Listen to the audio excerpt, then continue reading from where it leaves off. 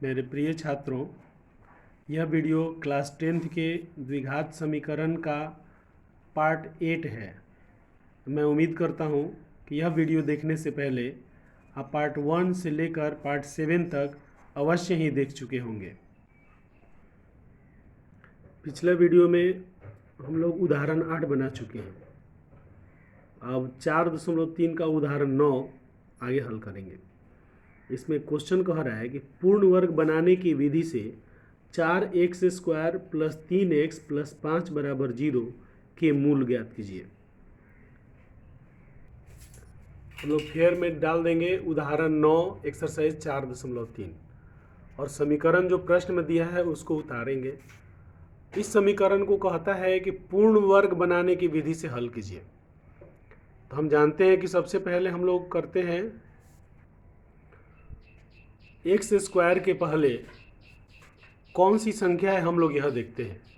तो हम देखते हैं कि दिए गए प्रश्न में x² के पहले 4 है, तो हम लोग लिखेंगे कि दोनों पक्षों को 4 से भाग करने पर, दोनों पक्षों को 4 से भाग करेंगे तो 4x² को 4 से भाग करेंगे तो x² बचेगा, 3x को 4 से भाग करेंगे तो 3/4x बचेगा और 5 को 4 से भाग करेंगे तो 5/4 बचेगा बराबर 0 को 4 से भाग करेंगे तो 0 बचेगा।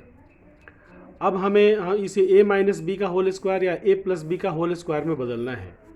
तो यह जो समीकरण है यह a प्लस बी के होल स्क्वायर के लायक है। तो a प्लस बी के होल स्क्वायर के लायक है तो x² तो हमें चाहिए a² plus 2ab plus b²। तो a² के लिए x² है और 2ab तो 2 हो गया और a के लिए x है और b को हम लोग खोजेंगे। तो यहाँ पर 2 पहले से है तो 3/8 लिखेंगे तब ना, 2 चौका 8 कट जाएगा, 3/4x बचेगा। तो यहाँ हम लोग 2 गुना x गुना 3/8 लिखेंगे और इसको फिर वापस करके देखेंगे कि 3/4x प्राप्त होता है या नहीं। यदि 3/4x प्राप्त हो जाता है तो 3/8 हमारा b है, तो b हमें मिल गया। तो b को एक बार प्लस में लिख के स्क्वायर करेंगे और एक बार माइनस में लिख के स्क्वायर करेंगे और 5/4 को उसी तरह उतार देंगे और बराबर 0 लिख देंगे। अब चूंकि हम देखते हैं कि a हमारा x है और b 3/8 है तो लिख देंगे a प्लस बी का होल स्क्वायर, x प्लस 3/8 का होल स्क्वायर और माइनस प्लस वाला तो इसमें शामिल हो गया होल स्क्वायर में और माइनस 3/8 का स्क्वायर है तो ये हो जाएगा 9/64 प्लस 5/4 को उसी तरह उतार देंगे और बराबर 0 उतार देंगे। अब यह हो गया x प्लस 3/8 का होल स्क्वायर हो गया और माइनस 9/64 को पक्षांतर करेंगे तो प्लस 9/64 हो जाएगा और प्लस 5/4 को पक्षांतर करेंगे तो माइनस 5/4 हो जाएगा। अब हम लोग इसको आगे हल करेंगे तो बटा का घटाव करेंगे तो बटा के नीचे 64 लिख देंगे तो इधर 9 हो जाएगा, माइनस 80 हो जाएगा तो बचेगा माइनस 71/64। अब हम लोग आगे बढ़ते हैं तो x प्लस 3/8 का जो होल स्क्वायर है, अब होल स्क्वायर को पक्षांतर करेंगे तो दूसरी तरफ जाके वह अंडर रूट हो जाता है तो लिखेंगे plus minus under root minus 71/64। अब अंडर रूट को हल करेंगे तो हो जाएगा x प्लस 3/8 तो बायां पक्ष में रहेगा बराबर प्लस माइनस लिखेंगे और अंडर रूट माइनस 71/8 हो जाएगा। अर्थात अब हमें यहाँ से 2 गो समीकरण प्राप्त हुआ, x प्लस 3/8 बराबर रूट माइनस 71/8 प्लस में, एक बार x प्लस 3/8 बराबर माइनस रूट माइनस 71/8 माइनस में प्राप्त हो जाएगा। अब हम लोग 3/8 को पक्षांतर करेंगे तो हमें प्राप्त होता है x बराबर रूट माइनस 71/8 माइनस 3/8 और दूसरे समीकरण में हमें प्राप्त होगा x बराबर माइनस रूट माइनस 71/8 माइनस 3/8। अब हम लिखेंगे अर्थात x बराबर माइनस रूट लिखेंगे अर्थात x बराबर माइनस रूट माइनस 71 प्लस 3/8 और दूसरा हो जाएगा x बराबर माइनस रूट माइनस 71 माइनस 3/8 लिखेंगे। अब आंसर लिखेंगे, अतः समीकरण के मूल बराबर minus root minus 71 plus 3/8 comma minus root minus 71 minus 3/8 answer. यह हमारा उदाहरण 9 हल हो गया। अब इस पाठ में आगे बढ़ने से पहले हम लोगों को कुछ सूत्र क्लियर करना पड़ेगा, तब हम लोग आगे बढ़ पाएंगे। तो आप लोग पढ़े हैं कि द्विघात समीकरण को हल करने की 3 विधियां हैं। पहली है गुणनखंड विधि जो 4.2 में शायद आप लोग पढ़े हैं और 4.3 में अभी हम लोग पढ़े पूर्ण वर्ग बनाने की विधि। अब पढ़ेंगे द्विघाती सूत्र विधि। द्विघाती सूत्र विधि क्या है इसको जरा समझिए।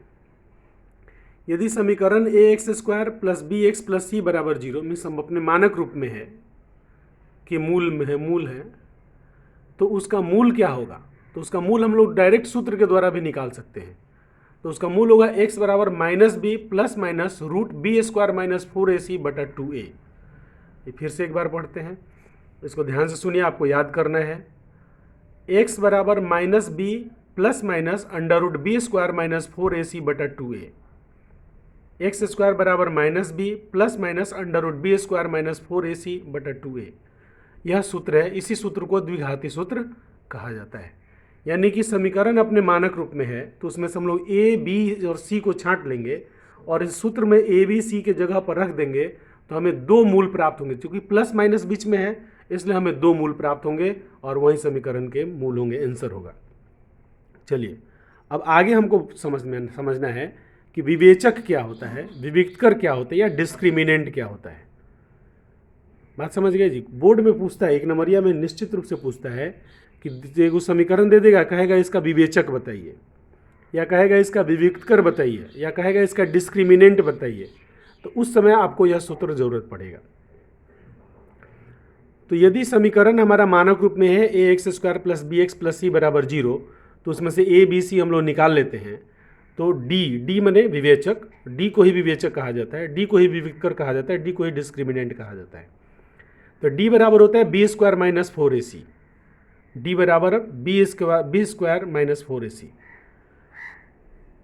तो विवेचक का यह सूत्र है, विवेचक होता है d बराबर b² माइनस 4ac होता है। चलिए अब हम लोग आगे बढ़ते हैं। इसमें होता है द्विघात समीकरण के मूलों की प्रकृति।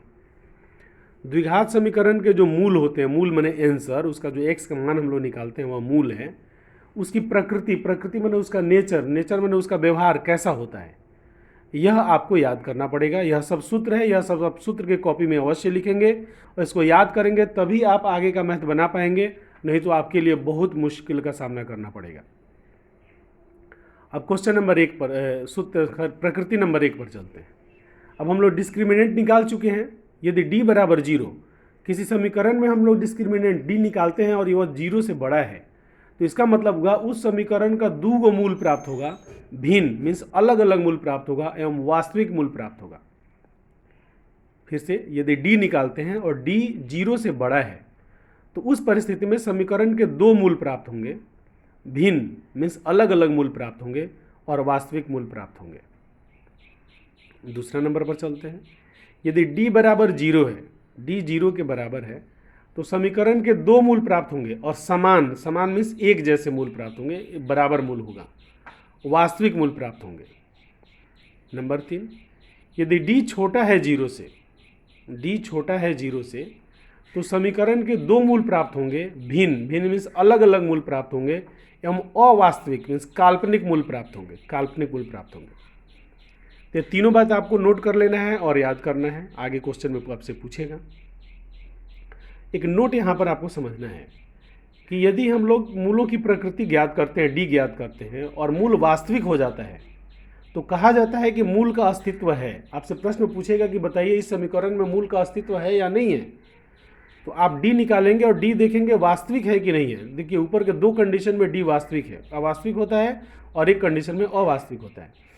तो यदि मूल वास्तविक है तो कहा जाता है कि मूलों का अस्तित्व है, अन्यथा यदि मूल अवास्तविक हो तो कहा जाएगा कि मूलों का अस्तित्व नहीं है। तो इससे हम लोग पता चलता है कि मूल का अस्तित्व है या नहीं है।